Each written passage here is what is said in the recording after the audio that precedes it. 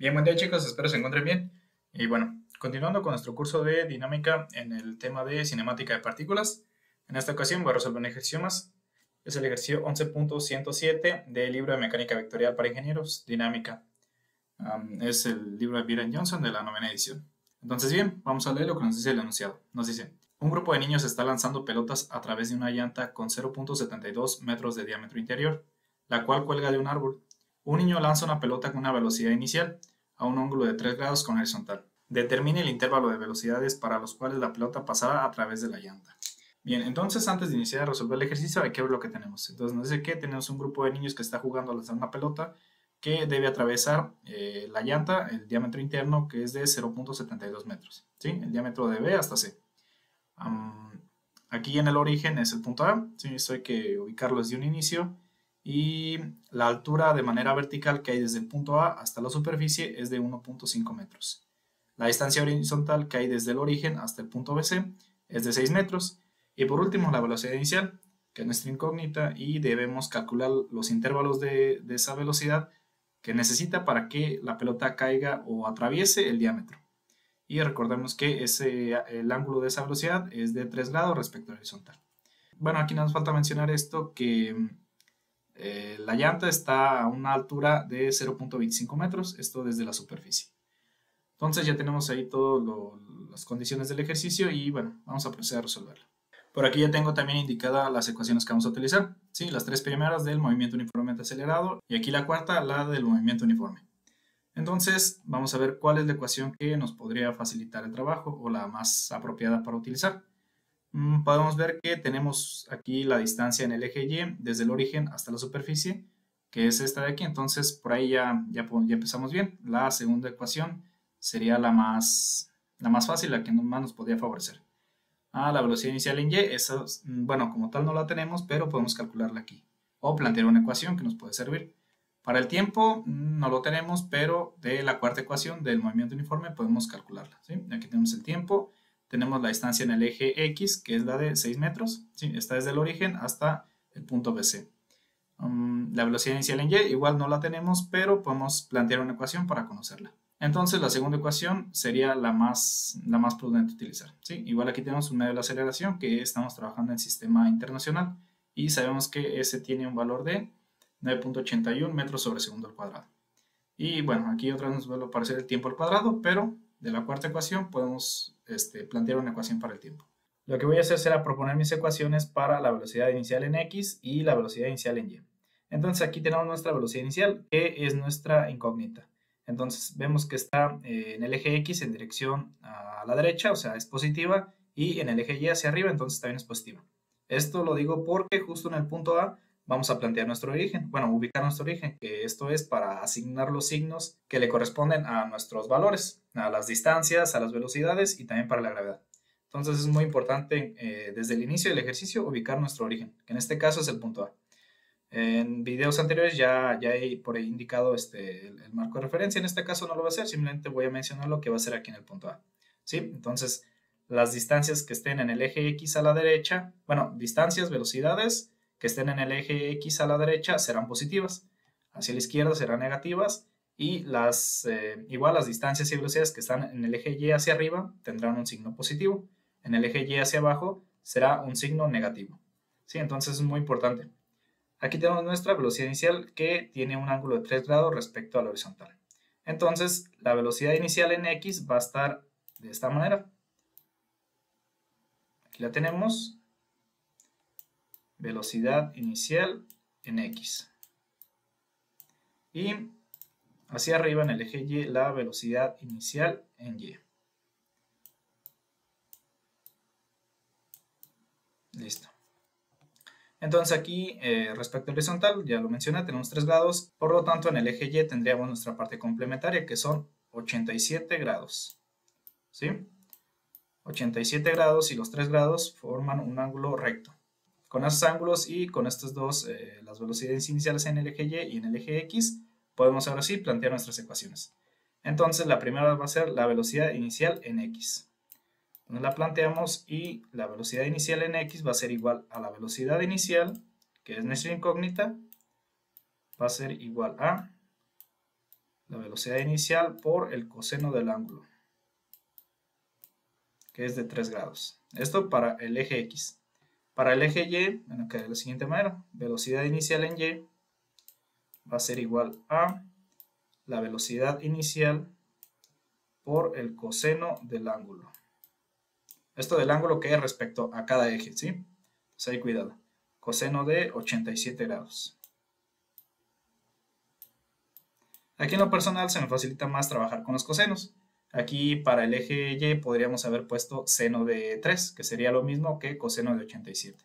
Entonces ahí es de manera personal, como se acomoden. Ya lo comento, esto a mí me gusta más, entonces bueno, lo dejo así. Entonces aquí ya tengo mis dos ecuaciones, para la velocidad inicial en X y para la velocidad inicial en Y. Entonces continúo.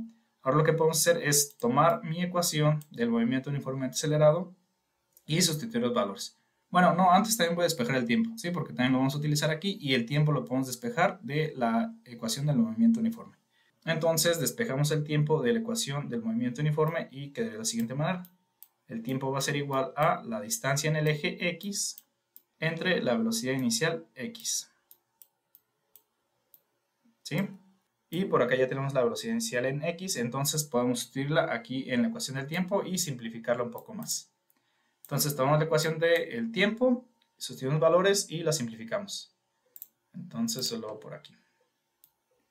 El tiempo va a ser igual a la distancia que hay desde el origen, que es el punto A, hasta el punto BC. Esa distancia son los 6 metros. Entonces van a ser 6 metros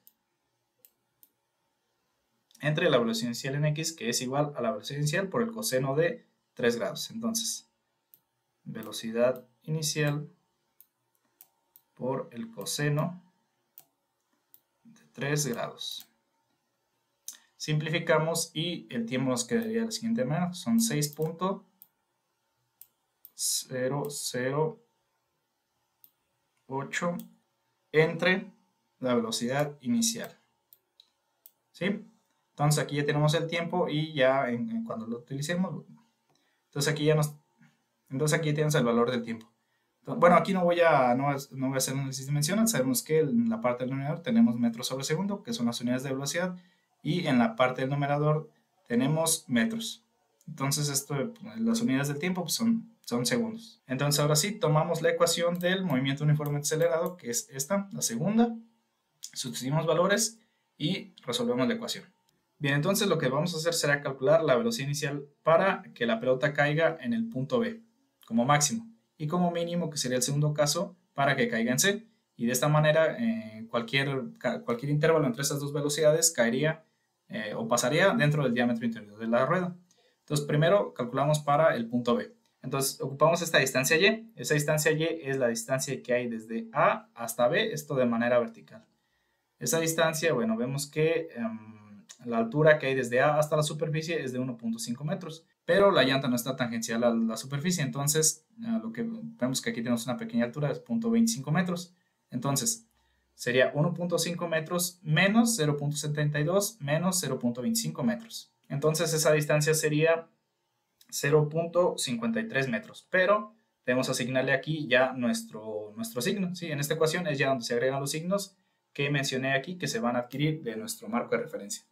Esa distancia está hacia abajo en el eje Y, entonces le corresponde un signo negativo.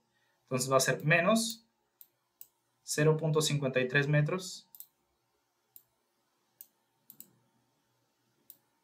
Bueno, aquí en esta parte voy a omitir las unidades porque algunos valores los vamos a dejar en función de algún término.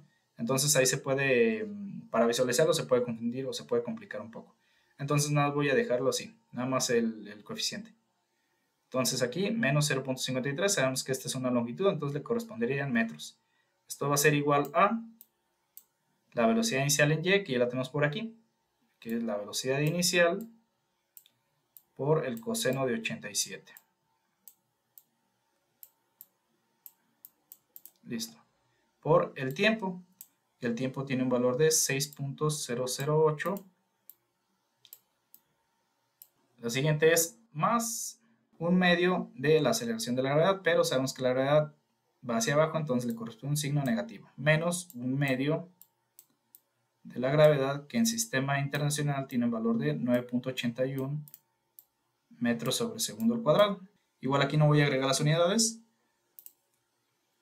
por el tiempo al cuadrado, que el tiempo tiene un valor de 6.008 sobre la velocidad inicial. Y esto al cuadrado, ¿sí? Esto no lo olvidemos. Listo, ahí está nuestra ecuación. Entonces bien, vemos que tenemos aquí una ecuación y una sola incógnita. Entonces es posible y rápido resolver esto. Simplificamos la ecuación y en esta parte nos sigue quedando los 0.53 es igual a esta parte de aquí, la velocidad inicial por coseno de 87 por 6.008 entre la velocidad inicial. Esto nos queda que es igual a 0.314. Listo. Aquí estos dos se van. Entonces aquí al simplificar esta parte nos quedaría que es igual a menos 177.05 dividido entre la velocidad inicial al cuadrado, ¿sí? Aquí esta parte, el tiempo lo elevé al cuadrado, tanto el numerador como el denominador. Multipliqué el numerador por 9.81 por 1/2. Entonces esto nos quedaría aquí, así. Bueno, entonces ya nos quedaría un poco más simplificada la ecuación. Y ahora nos falta despejar la velocidad inicial, que es nuestra incógnita para el primer caso, ¿sí? Para el punto B. Entonces vamos a despejar aquí parte por parte. Este primer valor está sumando, entonces pasaría a segundo término con su operación inversa, que sería la resta.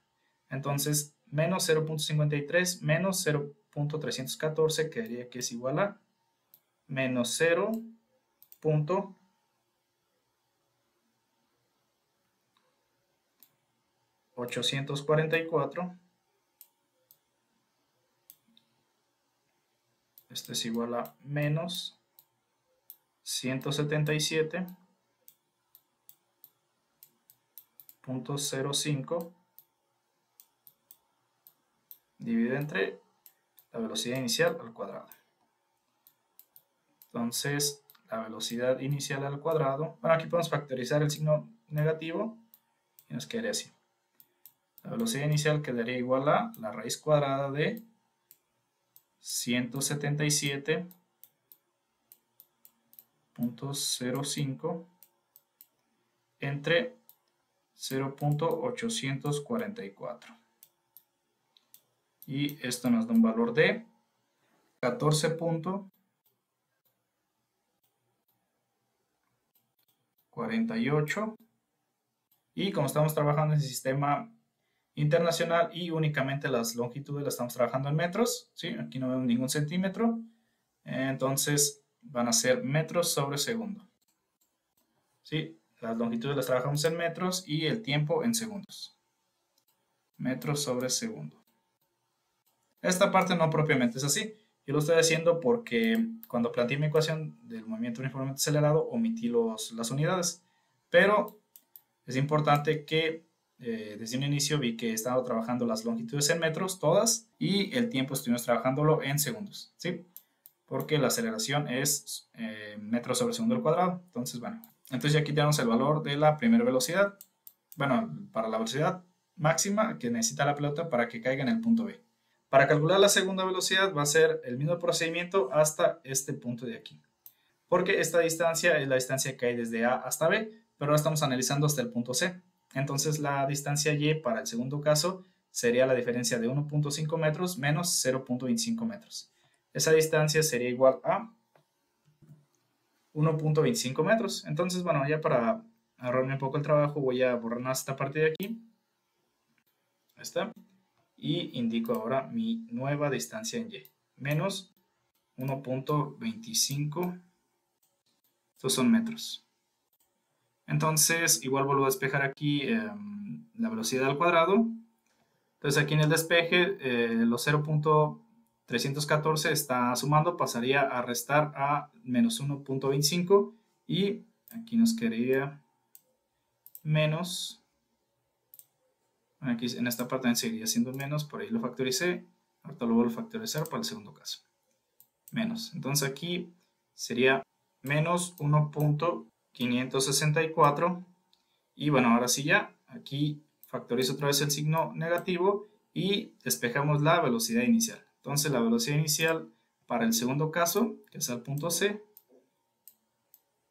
va a ser igual a la raíz cuadrada de 177.05 entre 1.564.